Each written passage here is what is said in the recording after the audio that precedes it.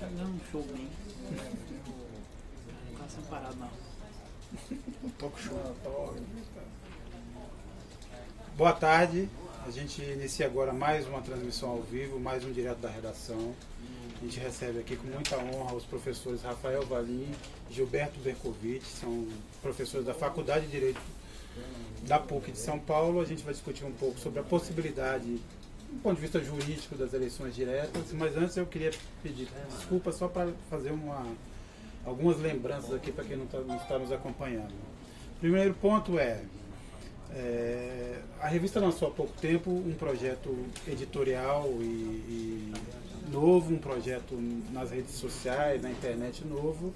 E eu queria lembrar que quem quiser apoiar esse projeto, quem achar importante a sobrevivência, a resistência da Carta Capital como meio de comunicação, por favor, entre no site socio.cartacapital.com.br, descubra como contribuir, como participar, como apoiar o nosso jornalismo transparente e crítico.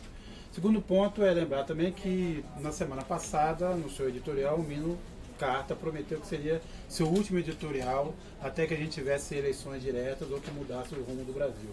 Muita gente tem pedido que ele continue, que ele desista dessa ideia de parar. Então tem muita gente pedindo o Volta Mino. Então tem a hashtag Volta Mino. Quem achar que é fundamental que o Mino participe da discussão política, da discussão pública nesse momento, pode pedir um Volta Mino, que talvez a gente consiga convencê-lo a voltar a escrever. Eu agradeço a presença de vocês, Valim e Bercovitch, muito obrigado por ter aceitado o convite, por estar aqui. Lembrar também que quem quiser enviar perguntas pode fazê-lo pelo Facebook, por e-mail, pelos canais que a gente pôs à disposição. A gente está recebendo, eu estou recebendo as perguntas aqui e vou fazer na medida do possível. E a primeira pergunta, aí dirigida a ambos, é possível legalmente pensar em eleições diretas neste momento? É possível. Hoje, formalmente, precisaria haver uma emenda à Constituição, porque o artigo 81 da Constituição diz que na sucessão, caso o presidente e o vice-presidente deixem o cargo, por renúncia, morte, impedimento, na segunda metade do mandato, nos 2 últimos anos do mandato, deveriam haver eleições indiretas. E o que hoje se luta, inclusive no Congresso, com 2 ou 3 propostas de emenda, é alterar esse artigo para que a sucessão não seja por ela via indireta, ou seja, o Congresso escolher o novo presidente para completar o mandato, mas sim que seja por eleições diretas. Esse tema já foi aventado na época do impeachment, inclusive, que foi até, não sei se chegou a ser proposto, mas chegou a ser mencionado, também em caso de impeachment, caso o presidente fosse destituído, deveria haver convocação de eleições e não o vice assumir para impedir o que a gente sabe que é um vice conspirando contra o titular. Valim, na transmissão que a gente fez aqui um pouco antes com o professor Aldo Fornazelli, ele lembrou um outro ponto que eu queria também que vocês comentassem, que na reforma política que foi feita ali sob o tacão do Eduardo Cunha, na reforma se colocou a previsão de eleições diretas em caso de afastamento. Tal. Então, a questão tem um ponto da Constituição que diz uma coisa e tem essa nova lei eleitoral que diz outra. Essa é uma controvérsia real ou vale a Constituição inteira? Antes de... Eu adiro aí ao Volta Mino, também faço uma pequena correção. O professor Bercovitch, na verdade, é professor titular da Faculdade de Direito da USP. Perdão. Não. Mas da PUC eu tenho uma outra também. Da PUC nós gostaríamos que ele fosse professor também. Vamos ver se um dia a gente consegue trazê-lo. E agora, claro, eu concordo com esse ponto de vista de que é possível reformar a Constituição. Inclusive a gente assinou um artigo aqui na carta no começo da semana defendendo essa possibilidade.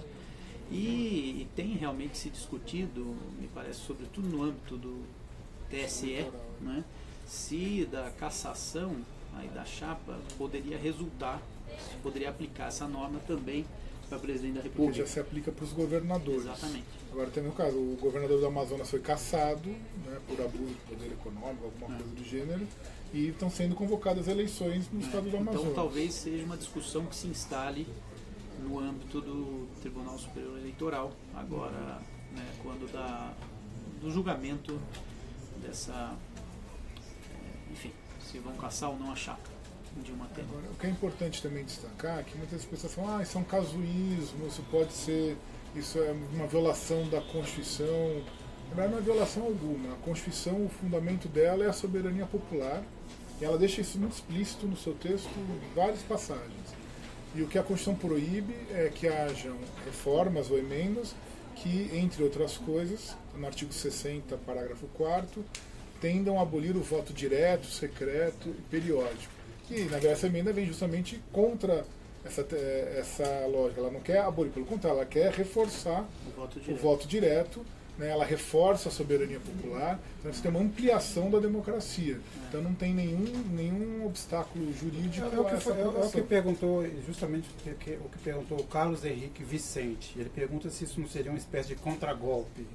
Não, de forma alguma, você está ampliando a democracia. Assim, contragolpe no sentido que seria um novo golpe? Ou na verdade é o seguinte... Porque eu já ouvi falar isso também, que isso seria um golpe do povo. Não existe golpe do povo. Golpe do povo não faz golpe. Na verdade, ele é o titular da soberania, e também seria um absoluto contrassenso a gente imaginar que a Constituição pudesse proibir reformas constitucionais que visassem ampliar direitos fundamentais. Se os senhores pudessem explicar aqui para quem está nos acompanhando, como é que se daria esse processo? Quer dizer, vamos supor que o Temer renuncie ou seja cassado ou sofra um impeachment e tal.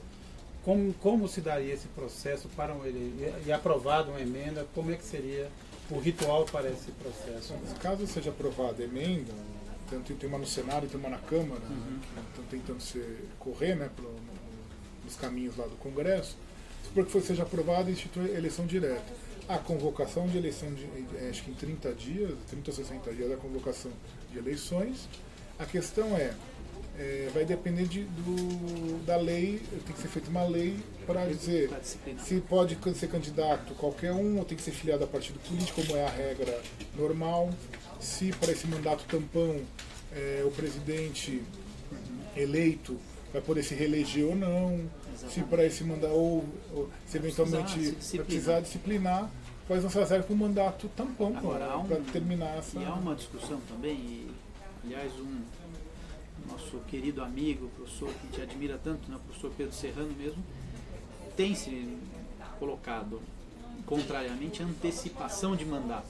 Porque eu concordo que antecipar mandato, aí sim, seria um casuísmo que mais para frente a gente abriria um precedente altamente perigoso. Né? Porque se antecipou agora, por que não antecipar amanhã em outras circunstâncias? Né? Então, e aí, alguns, inclusive o professor Pedro Serrano, diz que, enfim, a proposta de emenda até seria viável, mas seria, vamos dizer, pouco execuível por conta do tempo, o prazo que você precisaria para ter o processo, a aprovação da emenda, enfim. Mas em tese... Que a gente sabe também que no Congresso, quando se quer aprovar a emenda vai rapidinho. As sessões são elas passam muito rápido. Assim, o importante parece fortalecer não deu, mas é sempre importante reforçar esses entendimentos em favor da soberania popular. E algo que tem que ficar claro.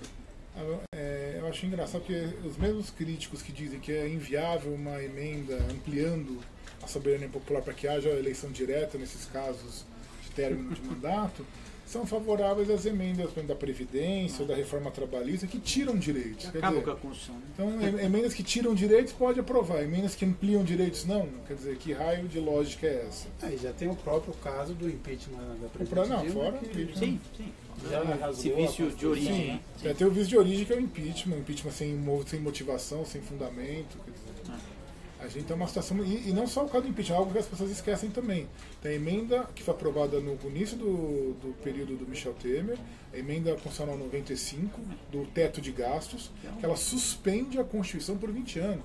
Exatamente. As pessoas esquecem disso. A Constituição está suspensa por 20 anos por causa do teto de gastos. Então, todo gasto do Estado, seja em saúde, educação, do que for, está proibido. Tem que se repetir os dados ali de 2016. Agora, Valim, é uma eleição, pensando numa eleição direta, é uma eleição pura e simplesmente para o cargo executivo ou seria o caso de discutir também na eleição mais Então, me parece que se a gente pensasse em eleições gerais, a gente entraria nesse problema que eu acabo de dizer, de que você interferiria nos mandatos, né, em curso, e aí, pelo menos na minha visão, aí sim a gente entraria numa situação excepcional, né, porque essa emenda que amplia serviria para esse caso e para os futuros. Então não há, porque também tem muita gente falando, isso é um estado de exceção constitucional, bobagem também. Exceção é quando você suspende a norma por um caso e depois volta a aplicá-la, isso é exceção. Mas nesse caso não, você muda a Constituição, vai se aplicar agora, no futuro. Agora, se pensar em eleições gerais, tudo isso é o partir do pressuposto que vamos antecipar as eleições, abreviar mandatos e, de fato, aí eu acho que é um casuísmo, aí sim, reprovável. No caso de eleições, se antecipar eleições, só seria possível na hipótese dos titulares de mandato aceitarem essa redução. Então, os governadores, os senadores, os deputados concordarem que poderiam haver eleições para todos os cargos. No atual cenário? Acho que isso é quase improvável. Pergunta aqui o Paulo Verdolin. Não seria melhor o STF julgar o impeachment de Dilma para legalizar a situação e impedir eleições gerais? O STF não vai julgar o pedido da Dilma. O STF já se manifestou, o STF manteve o impeachment com todos os seus vícios formais, inclusive. Tem problemas de inconstitucionalidade da Lei 1079, que é a lei do impeachment. Tem uma série de problemas que foram levantados no decorrer do processo e o Supremo Tribunal Federal fingiu que não era com ele e manteve o processo, não interferiu no processo. Eu escutei, inclusive, de um ministro do Supremo Tribunal Federal e que ele falou, olha, vocês acham que o Supremo Tribunal Federal vai anular um processo em que uma presidente que tinha baixa popularidade foi destituída por praticamente 2/3 da Câmara e 2/3 do Senado? Não vai. O Supremo Tribunal Federal não vai contrariar essa maioria política. O Supremo Tribunal Federal foi cúmplice do golpe. Não podemos esquecer isso. Ele participou de todos os processos. Talvez a via mais rápida seja realmente do TSE, né, para promover essa...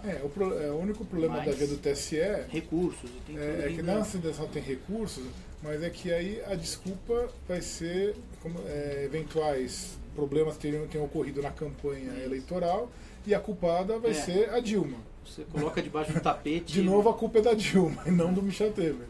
Então, falando um pouco desse ponto, quer dizer, primeiro discutir um pouco o que levaria mais tempo. Hoje a OAB deve protocolar o pedido de impeachment. O pedido de impeachment ou o processo no o TSE está para votar. O pedido de impeachment vai levar no mínimo... uns 2, 3 meses. Mais, acho que uns 6, 7 meses. E o processo no TSE? Já está para votar. Pensando na possibilidade de recorrer? Acho que uns 2 meses, por conta de... Imagine que condena agora. Uns 2 meses de recurso, julgamento do recurso, chutando. Isso se ninguém pedir vista. Enfim, esses prazos são muito, difícil de prever.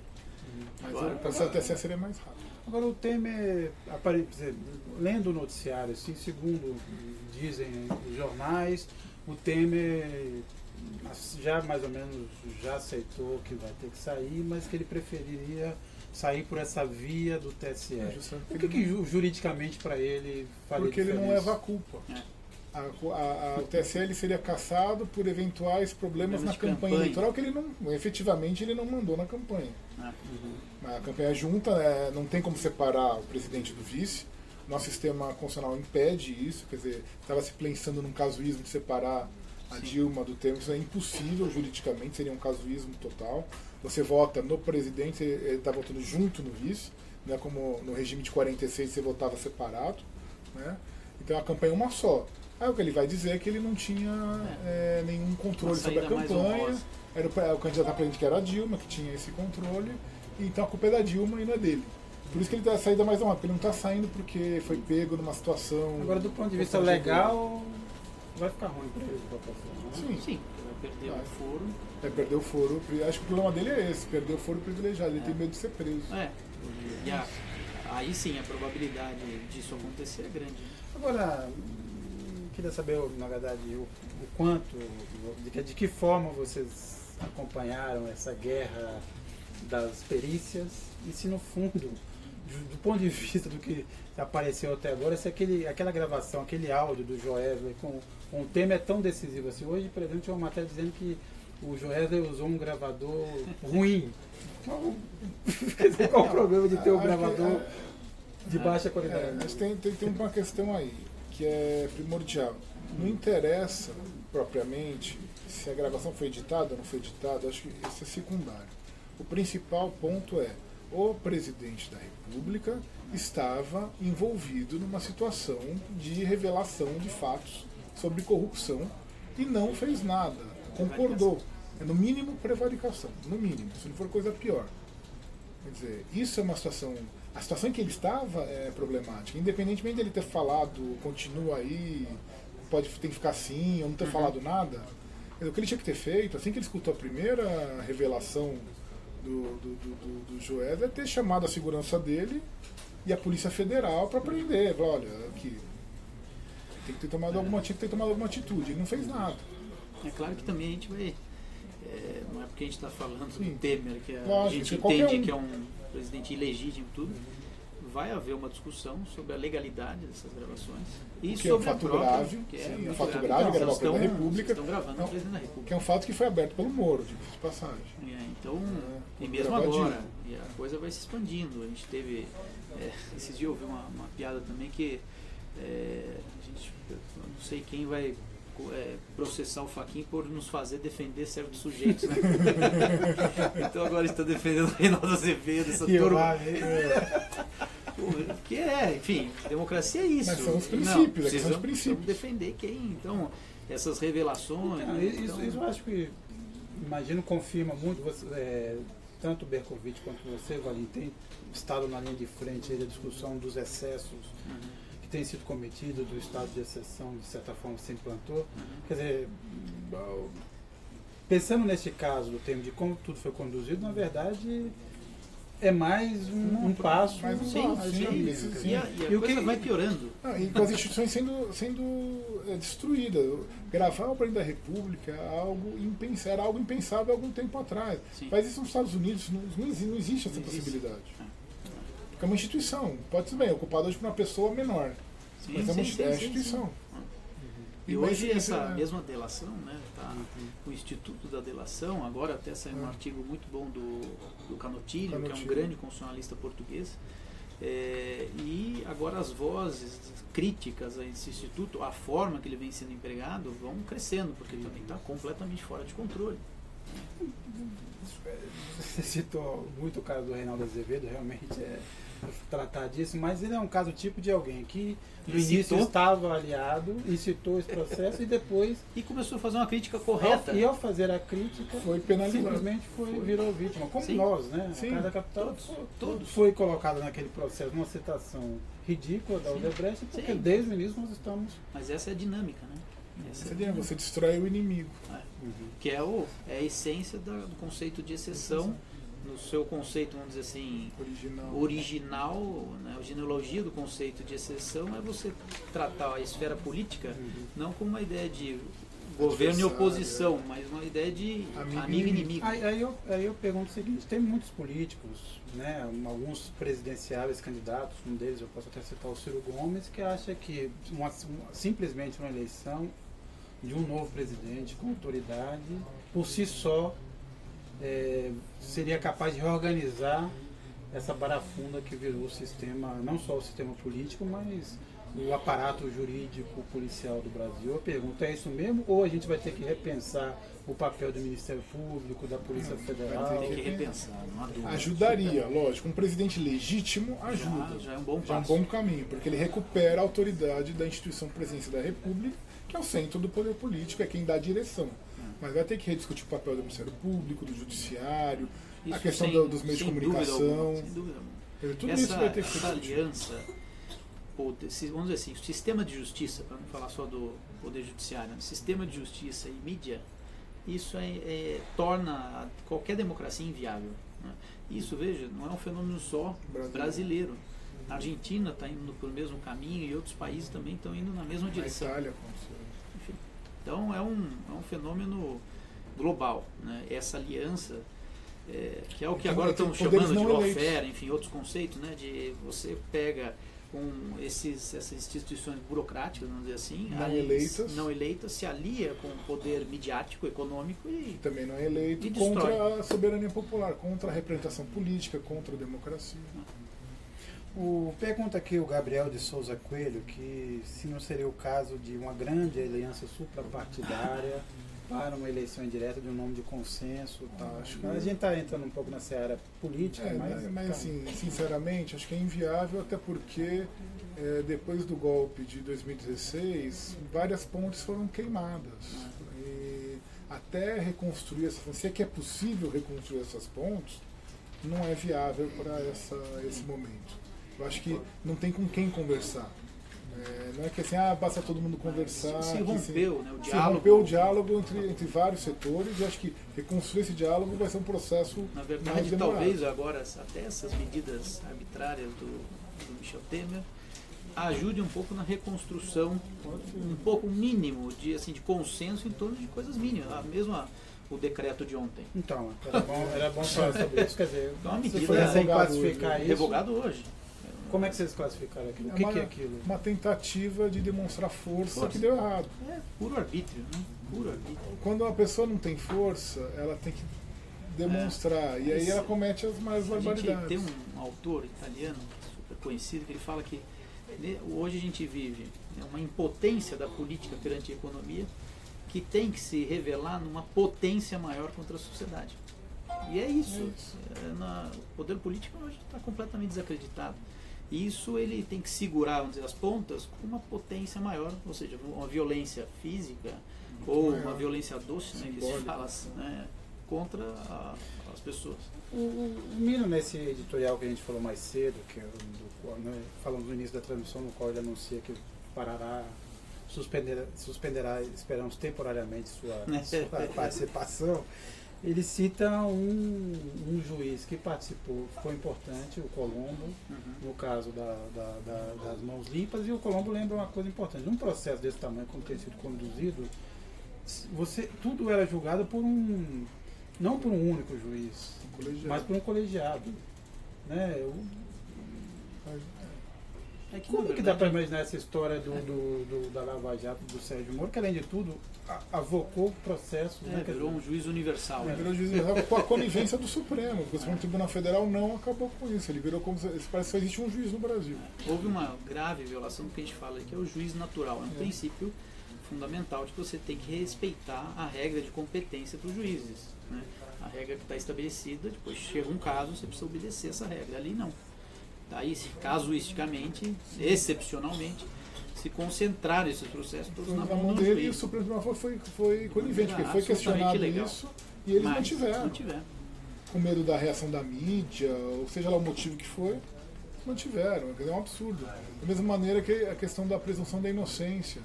A decisão que eles tomaram, contrariando o texto da Constituição, eles rasgaram a Constituição quando permitem que a pessoa seja presa logo após a decisão de segunda instância. A Constituição não diz isso. A Constituição diz após esgotada o trânsito de julgado, ou seja, até a última decisão. Os senhores acham que lá na frente, quando essa temperatura cair, quando todos esses processos, todos esses julgamentos na primeira instância e mesmo na segunda instância alcançarem STJ, STF, que a tendência é de uma anulação ou não? O que vocês acham? Dado o clima que o Brasil... Isso vai depender muito das circunstâncias políticas. Se hoje eu respondesse, não sei qual que é a opinião do Pedro, eu te falaria não. Isso vai ser mantido. Agora, pode ser que os ventos mudem e isso, assim, esse é o grande problema, que é o que a gente sempre bate. É óbvio que todo mundo é favorável ao combate à corrupção. Lógico. Ninguém é idiota em favor de eu quero ser dizer roubado. que todo mundo adora ser roubado, não é isso. Agora, o combate à corrupção tem que ser feito dentro das regras do Estado de Direito, enfim. Essas operações são um prato cheio, uma anulação depois. E aí, o que eles tanto invocam, que é essa ideia de estamos moralizando, isso aí é para dar uma resposta para a sociedade, aí depois vem uma anulação geral dessas operações, aí com razão, de maneira correta, e aí a frustração é muito maior. Né? E depois fala, não, acabou tudo em pizza. Não é que acabou tudo em pizza. Fez errado desde o começo. Fizeram tudo errado desde o começo. Então, enfim. Mas é isso. E em relação a outros momentos, porque, quer dizer, essa pretensão, esses avanços, vamos dizer, esses esbirros do próprio Ministério Público e da Polícia Federal não são novos, foram, né, tentados em outros momentos da história. O que funcionou dessa vez? Ou tem funcionado, pelo menos desde o chamado mensalão? O que mudou? Acho que foram assim, potencialização, sem dúvida alguma, essa aliança claríssima e induvidosa com a mídia. Isso foi um fator de você não tem como controlar.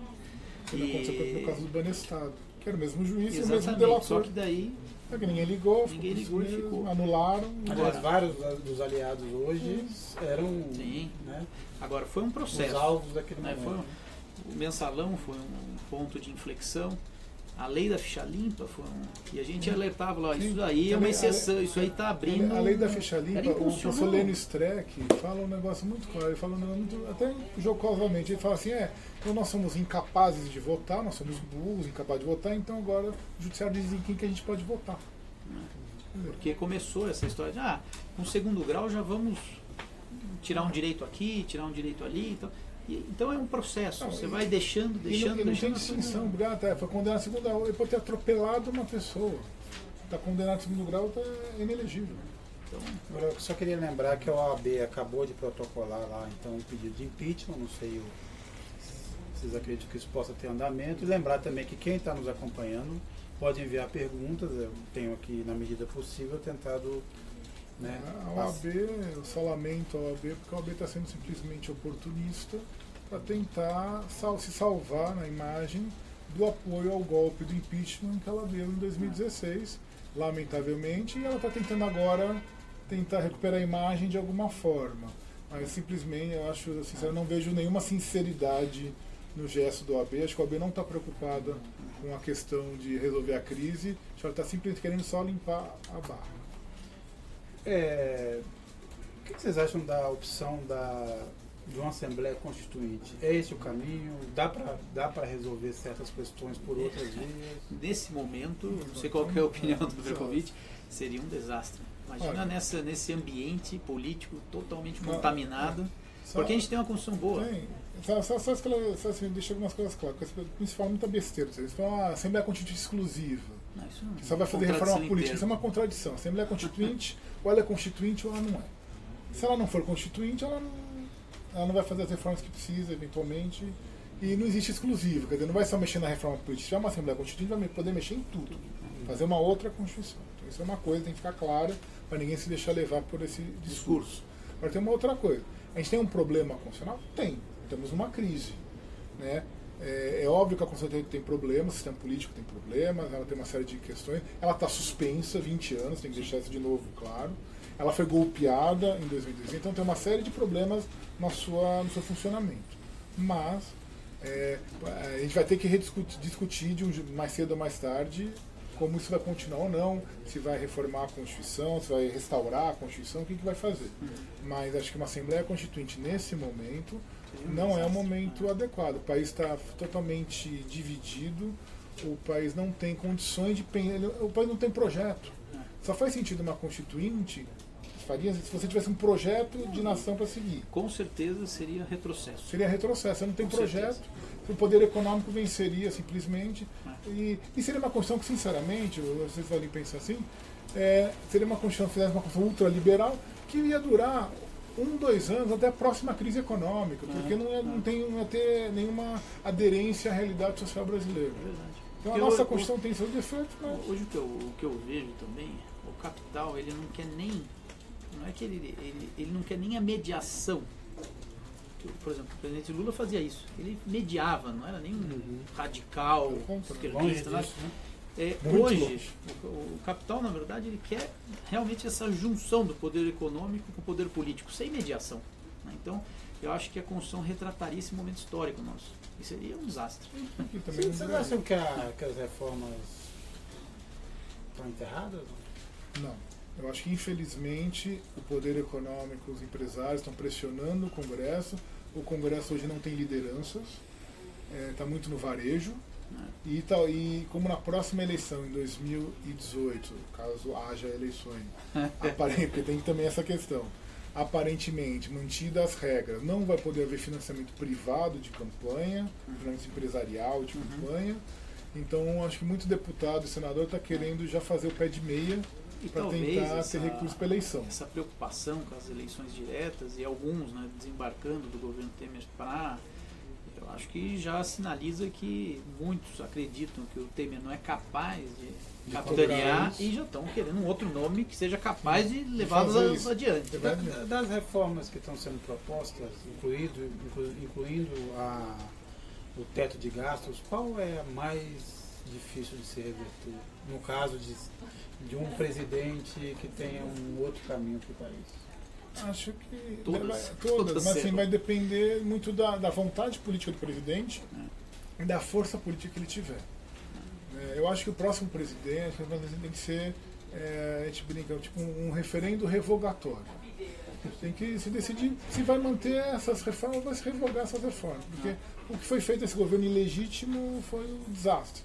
Se destruiu a questão da Petrobras com o pré-sal, a questão dos direitos trabalhistas, direitos previdenciários, o limite de gasto que destruiu a política de saúde. É terra arrasada. É terra arrasada. Então, acho que o próximo presidente tem que se comprometer, quem for eleito do campo progressista. O que revela também esse divórcio, né, entre o poder político e quem representa. Os representados. Né? Porque eles não ligam para quem eles estão representando, eles ligam para quem financiou a campanha, não para quem votou. É uma avalanche antissocial que revela essa aqui também, é uma crise de representação que não é brasileira, é mundial. E acho que isso tem que ser exigido, que se revoguem essas reformas, ou se parem ou se revoguem as reformas já feitas. A gente aqui para fazer uma última pergunta realmente, dessa vez de quem está nos acompanhando, do Farias Gabi, se é uma eleição indireta, diante da crise moral desse Congresso, se ela não seria por si só uma eleição viciada, é mais do que uma pergunta, é praticamente uma afirmação, imagino que é isso. É isso. Mas acho que independentemente, lógico, o Congresso atual é muito ruim, tem todos os seus problemas de legitimidade. Mas acredito que, e aí não é o casuísmo. Eu, assim como o professor Valim, defendo a mesma questão. Qualquer que fosse o governo, qualquer que fosse a situação, nós defenderíamos a mudança, como já defendemos antes, a mudança desse dispositivo da Constituição. Sim. Porque não faz sentido você substituir um presidente que é eleito diretamente, um sistema presidencialista, por alguém eleito por um colégio eleitoral reduzido. É um problema de ter um choque de legitimidade muito grande. É que muitos falam, mas por que agora vocês defendem isso? Toda mudança, alteração legislativa, constitucional, surge com algum motivo. Surge com alguma necessidade. Por que nós não cogitamos dessa alteração? Porque não vimos, ou não havia necessidade. Não surgiu um caso que levasse, mas toda alteração legislativa é assim. Isso é algo que sempre foi criticado desde a promulgação da Constituição. Por que nos últimos 2 anos teria que ser indireto? E o texto original previa eleição direta. Mas na votação modificaram. E só mantiveram os 2 primeiros, porque na época tinha a questão do Sarney. Como o Sarney era vice, assumiu, então não, tem que ter como presidente legítimo, tem que ser eleito, porque, lógico, o Tancredo morreu antes de assumir. Agora o caso é no fim do mandato, não no começo do mandato. Muito bem. Eu diria só que tem a Jaqueline Ferreira Guiar, que não sei se é amiga ou parente de vocês, disse muito lúcida das